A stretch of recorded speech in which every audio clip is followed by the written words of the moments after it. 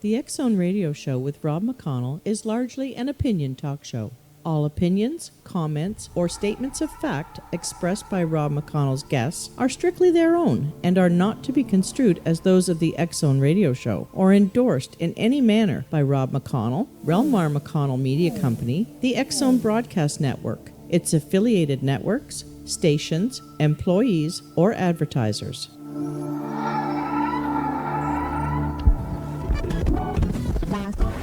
All Hit Radio.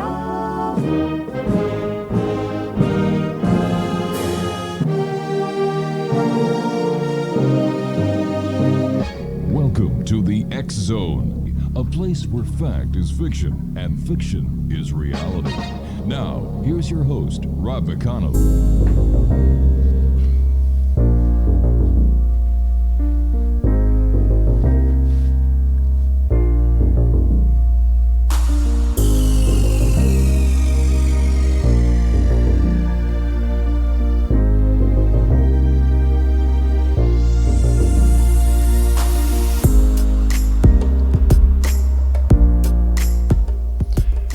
And good evening, one and all. This is the X Zone. I am Rob McConnell. We're coming to you from our broadcast center and studios in Crystal Beach, Ontario, Canada. Now, if you'd like to send me an email, xzone@xzoneradiotv.com, on all social media sites, XZone Radio TV. For all the programming on the X Zone Broadcast Network, visit www.xzbn.net. And for the X Zone TV channel on Simul TV, www.simultv.com. My guest this hour, X Zone Nation, is Ken Pfeifer, and Ken is the State Director for Vermont and Rhode Island, plus the Assistant State Director for MUFON, New Jersey. For MUFON International, he is the Director for Portugal, Iraq, Iran, Jordan, Israel, China, Mongolia, and Brazil. He's the publisher and editor for worldufophotos.org, worldufophotos and news.org, and he is a former Air Force Desert Storm veteran and private pilot. He's investigated over 1,100 cases and 7 UFO sightings and a strange close encounter at Area 51. And like I said, for more information on Ken, his personal website is kenpfeiferdiscoveries.com. And Ken, welcome back to the X Zone. How are things in the world of UFOs? Oh, pretty good. We're a little busy right now, getting a lot of photos, and I just wanted to say it's an honor to be on the X Zone. I appreciate you having me on. Yeah, we've been pretty busy. A lot of cases coming up. Seems that more people are prone to report these things. In the old days, people would think you were crazy if you said you saw a UFO, but it seems to be the in thing to do these days, especially today, and a lot more people's coming forward and telling us what they saw. Why do you think that is, Ken?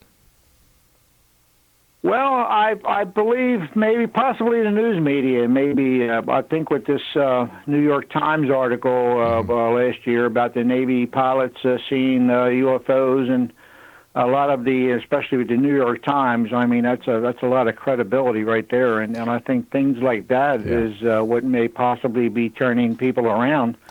Admitting that they've seen these things. All right, but what the New York Times, as well as the Navy, has never said is that it was a UFO of an extraterrestrial source. All they're saying it's an unidentified aerial phenomenon. So how do people make the leap from seeing something that they just don't understand what it is or they can't identify it to contacting MUFON, the Mutual UFO Network, and filing a UFO investigation request or report? Yeah. Well, I think just the fact that they're doing that, people are coming forward now and at least submitting reports of seeing strange things in the sky. I just think a lot more people are starting to come around and realize that there possibly is something out there that, of course, we don't know what it is, but I feel the military knows what it is. Right. I mean, there's thousands upon thousands of documented case files with the military that proves that these things are there. But once again, these things are there. Do we know what these things are? Well, in my eyes, they could only be alien craft, from other planets. I'm sure of that. Of course, I don't have any proof. I have a few sightings myself, and with the research and, and the materials and things that I've read, and also, with my worldufophotos.org website with thousands of photos on there. I mean, even if 1% of the photos on my 12,000 photo website is real, then that's saying something. Okay, so besides the New York Times reporting of the alleged Tic Tac, what are some of the latest UFO cases that have been coming to your attention, Ken? Well, we have I have an article here from it's a Navy article. Mm-hmm. As a matter of fact, and there's a lot more cases coming out, but I just wanted to go over this one here that I have. It's very interesting. Basically, what the Navy is doing is they're changing their procedures about reporting these crafts. And let me bring that up here real quick. I sure can. The next donation, if you'd like to find out more about Ken and his photographs, here's a couple of websites. worldufophotos.org, worldufophotos.news.org. Let me see. And then Ken's personal website is kenpfeiferdiscoveries.com. Do you have the article up yet, Ken? Yes. It says here, according to the Navy statement in Politico, of course, that's the magazine that reports a lot of things going on in Washington, D.C. It says here the new guidelines would formalize a process for reporting unusual findings like the sightings of unexplained aircraft. The Navy is updating and formalizing a process by which reports of any such suspected sightings can be made to authorities, says the statement. And it says a 2017 report from the New York Times found that the Pentagon dedicated $22 million to an office called the Advanced Aerospace Threat Identification Program, and that investigates reports of unidentified flying objects. So the office was officially shut down in 2012. The New Yorker Times reported, but officials continue to investigate sightings while performing their other duties. And the topic studied by AATIP included invisible cloaking, wormholes, and the manipulation of extra dimensions. A Freedom of Information request later revealed that a retired Pentagon official who recently ran that office told Politico that personnel aren't encouraged to report sightings. If you are in a busy airport and see something, you are supposed to say something. With our military members, it's kind of the opposite. If you see something, don't say something. So apparently enough incidents have occurred in various military-controlled ranges and designated airspaces in recent years to prompt the military officials to start asking about the claims. And Navy officials and pilots have responded with formal briefings.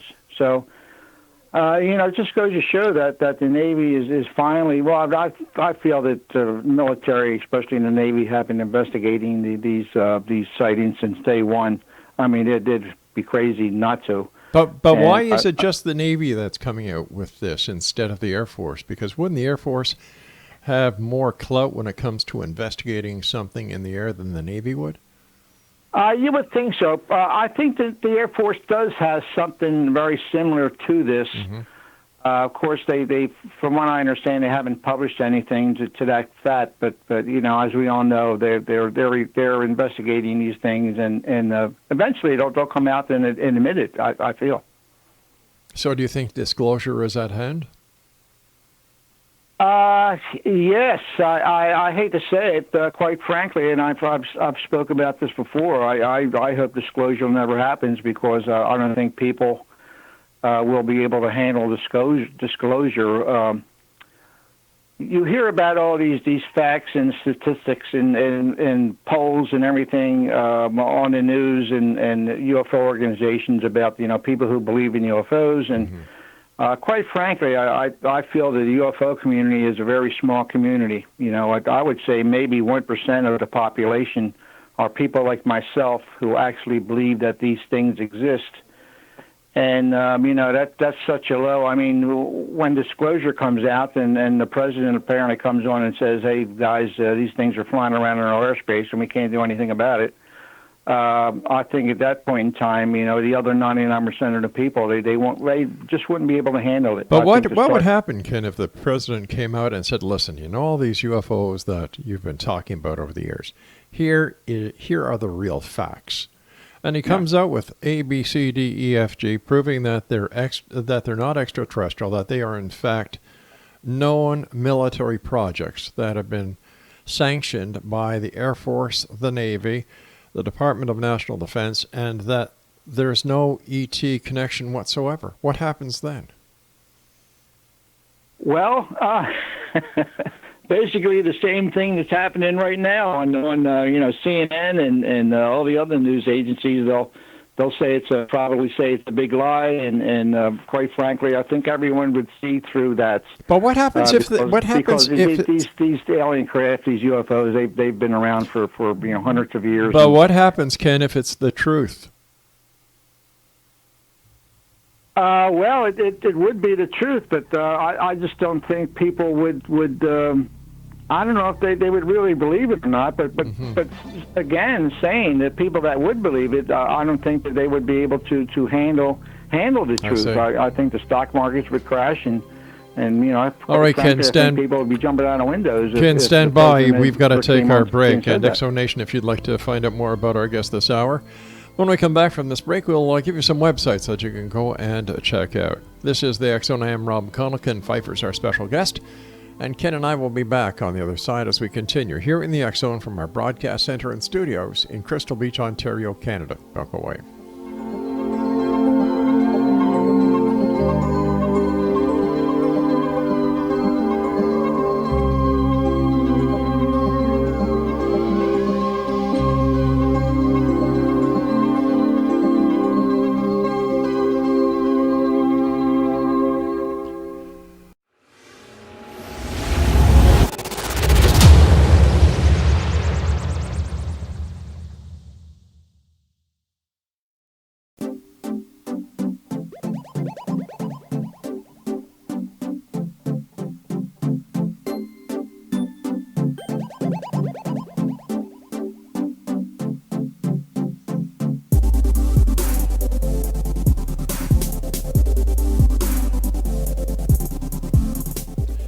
All right, Exonation, Ken Pfeiffer's our guest. Here's three websites: www.worldufophotos.org, then www.worldufophotosannews.org, and www.kenpfeiferdiscoveries.com. Ken, before we went to the last break, you were painting a scenario that that people could not handle the truth if the ETs were real, if UFOs were from another planet, and this all came in disclosure. And you even said that you think the stock market would crash and that people would be jumping out of buildings.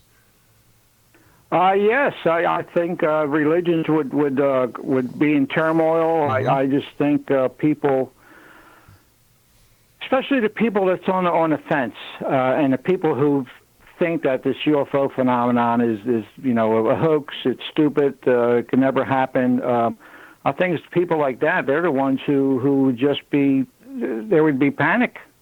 I think the first thing that everybody would do, if you want to make some money, you invest in the gun manufacturers, because I think that's the first thing that people would do, I hate to say, is to go out and buy a gun. Well, listen, not Ken, that it would ever do any good, but at least you have that security of having a gun in your house because of these aliens. I know that sounds crazy, but I think that's what would happen.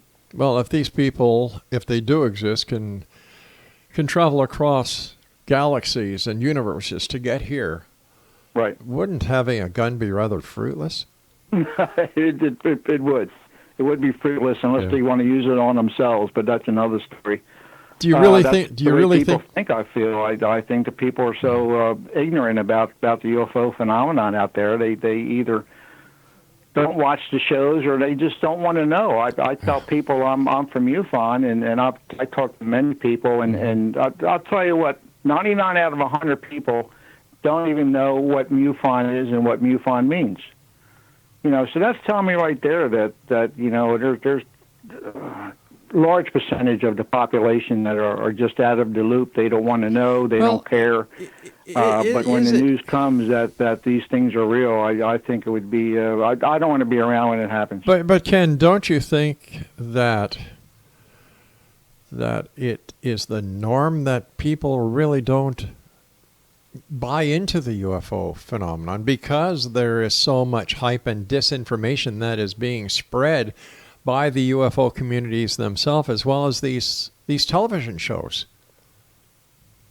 Yeah. Well, no, that's true. I feel that. Well, Hollywood has made a fortune. I don't want to say a joke out of the whole subject, but some of it's really kind of hard to believe what they produce on some of these movies. But they really haven't helped the cause any. But then again, there are some movies out there that are very convincing, and quite frankly, I think the Tom Cruise movie War of the Worlds, I thought it was pretty incredible. But I think that kind of hit the nail on the head. Well, that War of the Worlds was a remake of the. Oh yeah, of course. I've seen the original War of the Worlds, and that was pretty. That's when I was born in 1950, so I was basically raised with all of these, monster movies and UFO movies, and these are the things that kind of piqued my interest over the years. And it's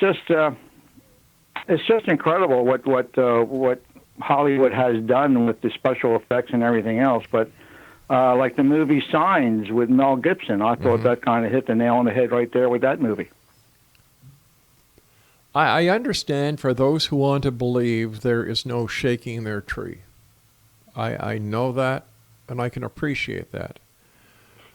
But what about the majority of the population who really doesn't buy into it? Well, they don't want something else to worry about, I guess. I mean, when you really sit down and think about it, just thinking that there's possibly alien crafts flying all over the sky, they're buzzing aircrafts, they're buzzing military planes are flying over ships. I mean, just the thought of aliens are in our skies would be enough to make anyone panicky. I guess it should give a lot of people a lot of fears to being alive on the earth. And I think people this is just their way of blocking it out of their head. They don't want to know, they don't want to see, and they don't care. So I think that's their way of dealing with it. But what if they're right and you're wrong? Well, there is that possibility. It's a 50-50 chance. Oh no, of course there is. I had my gun ready, so yeah, of course. Hey, from what I've seen and heard over the years, anything is possible. But what have you seen that has convinced you, Ken? Well, like I said, I've got 7 sightings myself. I had my first sighting in 1974. It was a metallic. Was a large glowing turquoise disc that flew over our car at about maybe 200 or 300 feet, and wow! And as a matter of fact, the next day, the Deptford Woodbury Times they had an article about some policemen and some witnesses saw a UFO flying around the sky that night. So it's just things like that, and some of the other sightings I've had that at least proves to me that there's. Of course, I'd be foolish to say I'm 100% convinced, or right. But it's that's more than enough evidence for me to realize that there's something strange going on in the skies. Now you sent us 4 photographs that you want to talk about, and we're going to be putting them on the screen later on today. So tell us about those 4 photographs. Well, this came up last year. This was October of 2018. Apparently someone posted this video. And as a matter of fact, this video, this case was given to MUFON. This person here, what they did is they submitted the case to MUFON with photos that they had extracted from the video and the full video. And quite frankly, what MUFON has done is they classified this case as a hoax. Mm-hmm.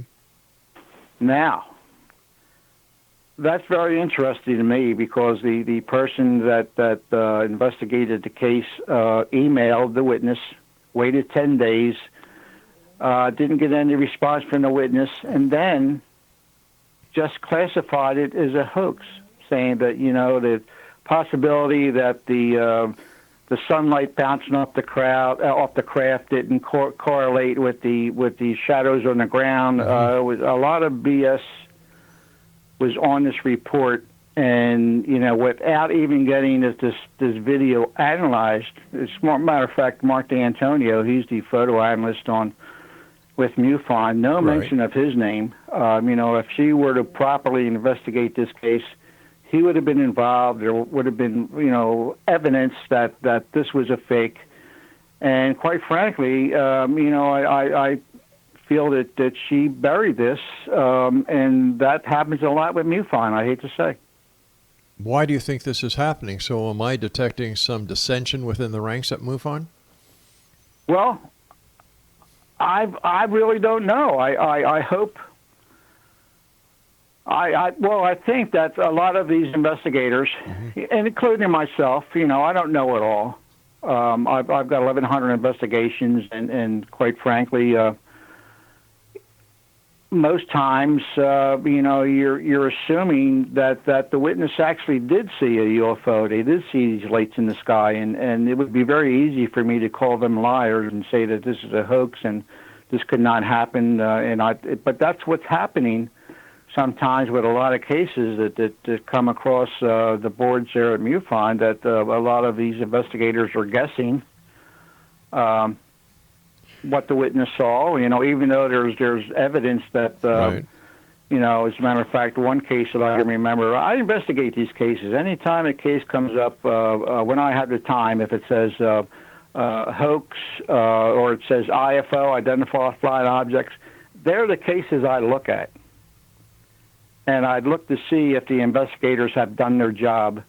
And quite frankly, many, many times they have not. And, really? And I could see that the investigator is guessing that, the witness probably saw the ISS flying over, or the witness probably saw a high-flying military aircraft in the sky, or I guess the witness may have seen, it's guessing. And, I approach these cases from witnesses believing them. Of course, there's going to be hoaxes every once in a while. But let me ask you something here. Very low percentage of Larry, hoaxes. Let me ask you something. We've got to take a commercial break here for the news. As a former police investigator, when we would go into an investigation, we would go in with an open mind. We wouldn't go into an investigation with a supposition of this person or that person did it. We would have to get the evidence to prove that this person did it.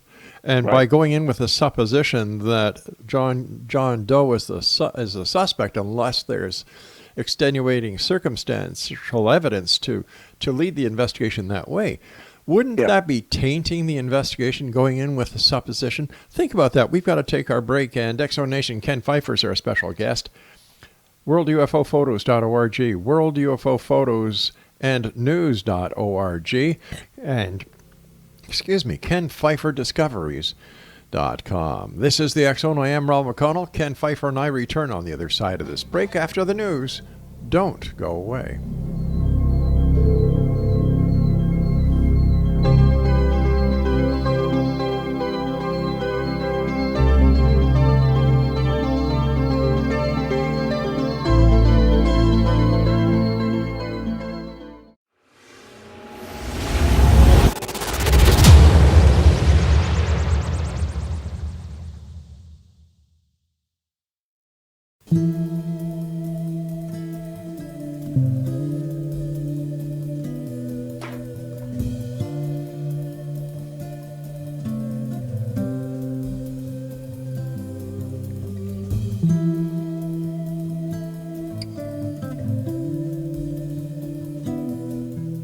Ken Pfeifer is our special guest. Now, Ken is the state director for the state of Vermont and Rhode Island, plus the assistant state director for MUFON, New Jersey.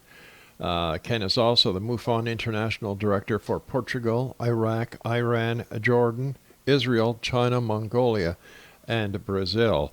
Now, Ken, before we went to the news, we were talking about, how you go in believing the witness who files the UFO report. And it seems that you disagree with some of the findings of other investigators. And I brought up a point that I caught on that I found rather strange when you said you go in believing the witness or the sighting itself. Doesn't that mean that you're going in with a tainted view of the investigation? And as an investigator, shouldn't you be neutral? Well, yes. What I really meant to say, Okay. what I said, I'll stand by. But on top of that, we have more to gain by going into an investigation and believing a witness than automatically going into an investigation and not believing a witness because we feel that these things don't exist. But wait a minute. Hold on like here. I said, we have more to gain by Ken, just hold on. believing the witness statement. Ken, hold on here. Yeah. Are you saying that MUFON goes into an investigation believing that UFOs don't exist? I think some of them do. All right, but that's not MUFON standard, or else No. it wouldn't make sense that it's not MUFON MUFON exists. standard Okay. for sure. I mean, MUFON is a great organization. I mean, they have case files galore. They've been doing this for years. Sure. But then again, we do get some debunkers in there, and we do get some people in there who, if you give them 20 cases to investigate, 19 of them are identified flying objects.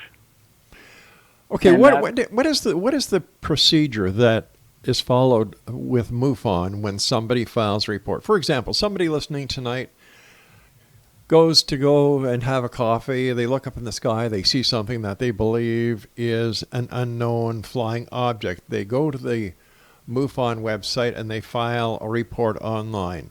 What happens when that report is filed? What is the procedures followed? Well, what it boils down to is of course, whatever state it came from. Let's say it came from New Jersey. Right. Then that case file would be sent to me. Mm-hmm.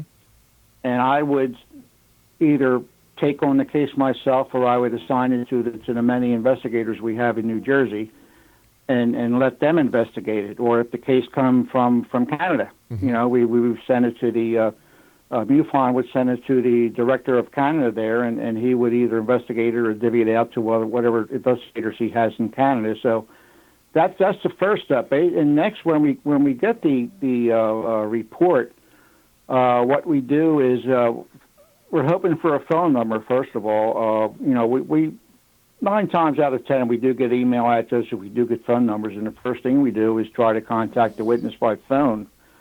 And when we do get a witness on the phone, we basically we go over all of the questions that were on the form that he filled out. Make sure he filled in all the questions and cross the T's, dotted the I's, and made sure we get all the information. And then of course we ask him what he saw and if there was any additional information that maybe he forgot about and remembered. We jot that down and add that to the witness statement.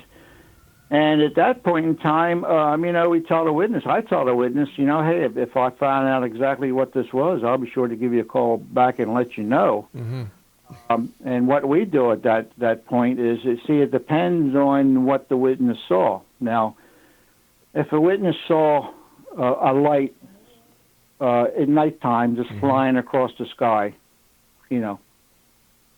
chances are it's probably a satellite, but I'm not going to guess at that. I'm going to go to the satellite websites. N2YO is a good one. There's many websites we go to that tracks these satellites that can give us almost an exact time as to where this satellite flew over and when. But then again, if someone reports in the sky that this light up there in the atmosphere was moving in a zigzag direction, or was doing loops and crisscrosses and everything else, then we know that's not a satellite. Sure. So that alleviates even going to a satellite website to prove this. And how can we really say what this was? Now, in a case like that, after talking to the witness, feeling if he's credible, what he does, is he retired? Was he in the military? Was he a policeman? You kind of get a feel as to witness credibility, and you look at his statements, and you look at the times, exact times, and if a witness is very detailed,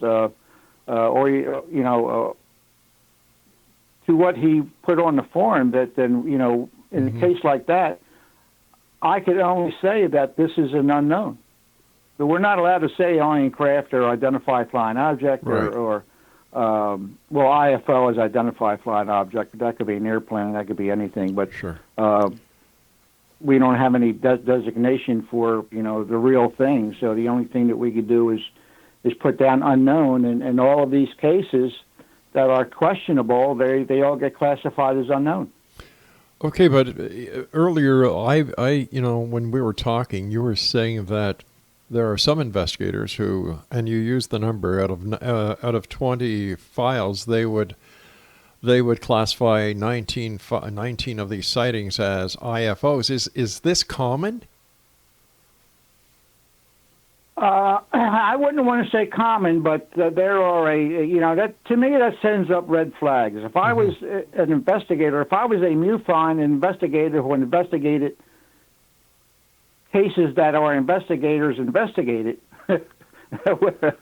then I would be looking at these cases. I would be looking, as a matter of fact, years ago, we had an investigator from New Jersey, and this person came on board, and she seemed to be very, very knowledgeable and very eager to want to investigate sightings, and that was the case with her. 20 cases investigated, and 19 of them are identified flying objects. So I started looking into her cases and realized that I don't even think this person is really investigating anything. She's basically reading the witness statement, and she's guessing that the witness saw a plane, the witness saw a meteor, saw a satellite in the sky, And at that point, as a matter of fact, what I did is I took over her cases and started to investigate them myself, call the witness, and come to find out that many witnesses that she claimed she called, no one was ever contacted. So, I felt that she was not doing her job, or the job she was doing was very poor. So eventually she was basically released from MUFON. Now, was she one of your investigators, one of the investigators under your jurisdiction as a state director? Well, back then I was only just a state section director, but George Fowler from almost day one asked me to assign the cases, and that's what I've been doing since 2006, 2007 is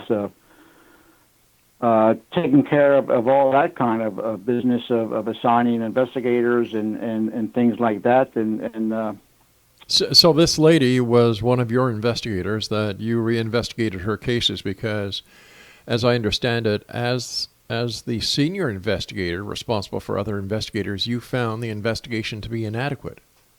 Yes. Who trained her? Well, nobody really trained you. They're supposed to be getting all this training from MUFON. Of course, a lot of things have changed in MUFON. I see. Essentially, back then, this was, 2008, 2009, MUFON didn't have a whole lot of training criteria as they do today. Yeah. MUFON has the MUFON University, and you go here to learn this and that, and it's very detailed and very, very. It's really an incredible system that MUFON has set up. But they should have done this 20 years ago. Well, another thing we have to take into consideration is that all of the investigators and everyone at MUFON is a volunteer. Oh, they are. Yeah, they pay for everything out of their pockets, so... Yeah, it's trying to find a good investigator who really is to my level, that really believes in these things and know that they exist and want to know the truth. But they're hard to find.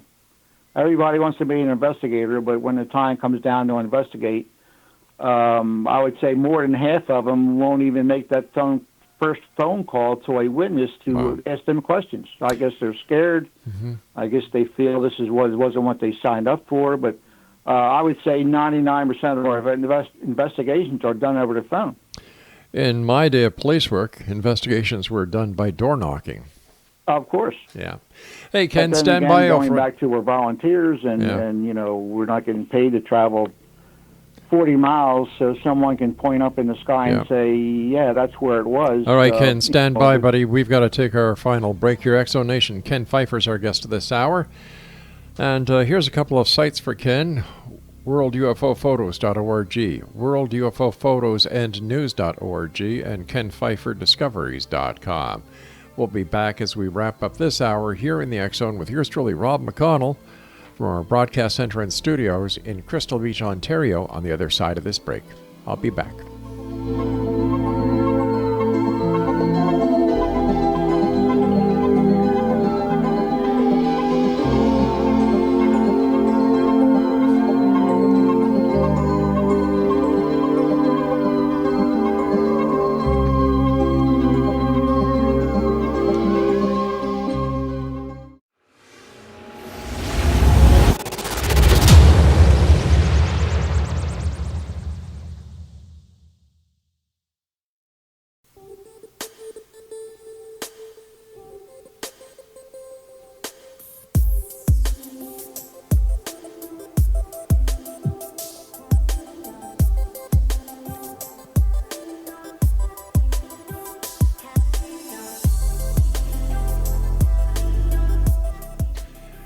X Zone Nation, Ken Pfeiffer is our guest this hour, and as I've been saying, he is the state director for MUFON for the state of Vermont and Rhode Island, plus assistant director for MUFON New Jersey. He's also the international director of MUFON for Portugal, Iraq, Iran, Jordan, Israel, China, Mongolia, and Brazil.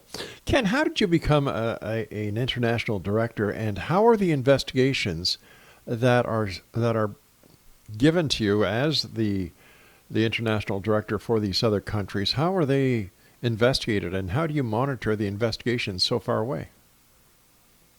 Well, essentially, I've you know, with the work I do, I'm usually busy. I do a lot of UFO stuff, and you know, I get bored sometimes, so I started looking into the international cases. And this was years ago now, and I come to find out that, you know, very, very little of these international cases were being investigated at all. So I started to inquire, and I started to ask around, and I you know, they finally started to assign cases to different people, and they assigned some cases to me, and I did some I closed many cases out. The only problem with these old cases are the email addresses. Well, forget about phone calls, because I'm not going to call Turkey. But you know, we do these investigations through the email, and I usually give the witness 3 or 4 tries. I email the witness 3 or 4 times. If they haven't gotten back to me, then I can assume that you know, either they don't want to talk to me, or the email address is bad or something. So I just write the case off as information only. Because there's really nothing we can do with it. But the people that we do talk to, we go through the same process by email. It's a lot harder, and it's a lengthy process sometimes of you know, asking additional questions and making sure they fill out their address, locations, and phone numbers, and emails, and you know, their history, their education, when were they born, what do they do now, their health questions, things like that. Most of these people don't answer, so we have to get back to them and you know, ask them in the email to fill out this information so we can at least report. We can fill out the form that they started to fill out. And it's the same process of we have different websites that we go to. We also go to different UFO organizations, like UFO Reporting Center. Peter Davenport, he's got a very good database. We go to different websites to see if any sightings were reported in that country, around that date. So we try to correlate some of these cases, and 9 times out of 10, we basically come up with, these cases are classified as unknown because we don't know. Like I said, I don't want to guess what this witness saw. But the only bad part about that was, a lot of these cases went on for so long. They finally gave me Iran and Iraq, and most of the cases were from our soldiers who were on the front lines in Iraq, and some of these sightings are just incredible, things that they saw. Of course, all these soldiers know what drones look like, and they know what missiles look like, but, these are actual flying saucers that a lot of these soldiers claim to have seen. And but the only problem, again, is a lot of times these phone numbers and emails, they don't exist anymore. So it's very rare. It's very rare that we can ever really contact these soldiers that were on the front line reporting all these things. So, but we're getting called out with the international. We've closed out. I personally have closed out a couple hundred of them myself.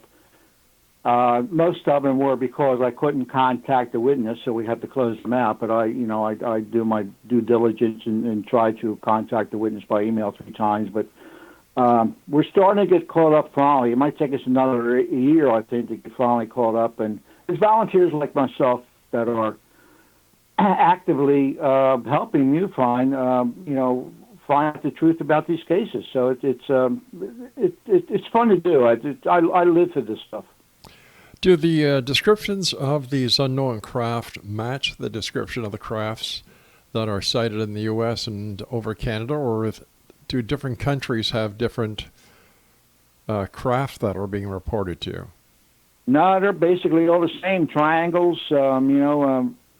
We have some cases going back 30, 40 years that are triangle cases, and if this. I doubt if we had experimental triangle craft back then 40 years ago, but, this has proved to me that these things have been around for quite a long time. But, no, everything is basically the same. There's nothing different about what they're seeing over in Europe than what we're seeing here in the States. What was your take on the storming of Area 51? That was a joke. I was mad at Jesse Ventura. He did a series. I don't know if you remember. I sure do. Yeah. Maybe 10 years ago. Yeah. Maybe longer than that. Where he did some pretty good investigative things on Plum Island and a lot of different. It was a good series, and he went to Area 51 and he was afraid to step over the line there in Area 51. And I emailed him, and I emailed a lot of people and told them, you guys bring down a camera crew, you bring down reporters, you guarantee to bail me out of jail, I'll step over the line at Area 51 just to see what's going to happen. But nobody took me up on it. But why would you want to break the law? Stepping over a line is not breaking the law. It's trespassing. Sometimes you got to do something, things to get results, and I just think it would be one hell of an experience to do it. But trespassing is trespassing. Trespassing is breaking the law. So you would break the law for what? You're not going to see anything. You're not going to learn anything. So why would you want to do that? Doesn't that put the jeopardy and the credibility of other investigators under the public microscope? But then again, I think it's given these investigators a little kick in the ass, telling them that it can be done. You got to stand out on that ledge a little bit to find out the truth. You got to be a little bit daring. You got to be a little bit crazy. You got to be different than 99% of all the people to try to get to the truth. But that's not how a real investigator gets to the truth. And a real investigator doesn't break the rules. A real investigator doesn't break the law. Yeah, but then again, with the UFO community, if you want to put it like that, then a real investigator really doesn't get that much done. Then they're not real investigators, are they? I don't know.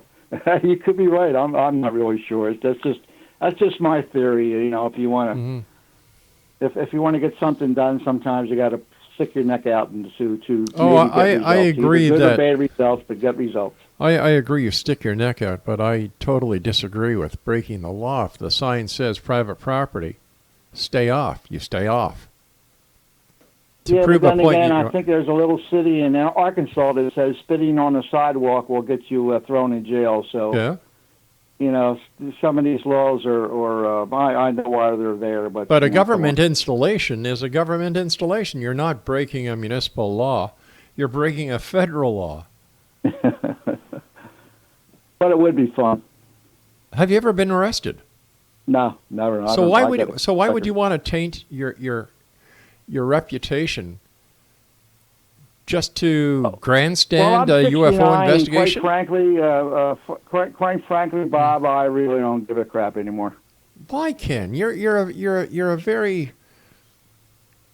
a hardworking man, and to hear you say that you don't give a crap anymore, that worries me. Well, I'm just tired of all these investigations and everything else. Basically, just going nowhere. They sometimes I wonder why I even do this. Am I doing any good? I really can't answer that question. If I'm doing any good by doing what I do. Man, Ken, I'm sorry to hear that you sound so despondent, so negative about it. Because usually you're so upbeat. You're so by the book kind of guy. Yeah, well, a lot of things have happened with MUFON that like I said, I love the organization and at least they're trying to do something, but the politics in MUFON are staggering, and there's just a lot of things that MUFON has done in the past that I just haven't agreed for. Like Roger Marsh. I don't know if you know Roger Marsh. No, I don't. No. Yeah, well, he was with them forever. Was a journalist and wrote a book, and Roger did everything, and just one day they let him go, and he was pretty despondent about that. But if you get a chance, Google Roger Marsh, Roger Marsh, MUFON, and he was one of the top picks there at MUFON, and they MUFON, like I said, I love them, but they've just done a lot of things that, quite frankly, I cannot agree with them. Ken, as time goes by so fast whenever I'm talking to you, I want to thank you so much for joining us. Always good talking to you. And Ken, let's talk again, because like I said, I'm worried about you talking the way you're talking. And have you thought, no, we'll talk again, Ken. We'll talk again. Yeah, no, I appreciate it. You're a good friend there, Rob, and I it's an honor to be on the X Zone, that's for sure, and I just appreciate you getting in touch with me. And we'll talk again, my friend. All right, Ken, take care of yourself. Okay, buddy? Okay. Have a good weekend. Holidays, too. You too. Merry Christmas, Kenny. Okay, you too. Exonation, Ken Pfeifer has been my guest for this hour, and we'll be posting all the websites on how you can get a hold of Ken on his bio that we're going to be posting. We'll be back on the other side of this commercial break with the news as the X Zone continues right here from our broadcast center and studios in Crystal Beach, Ontario, Canada.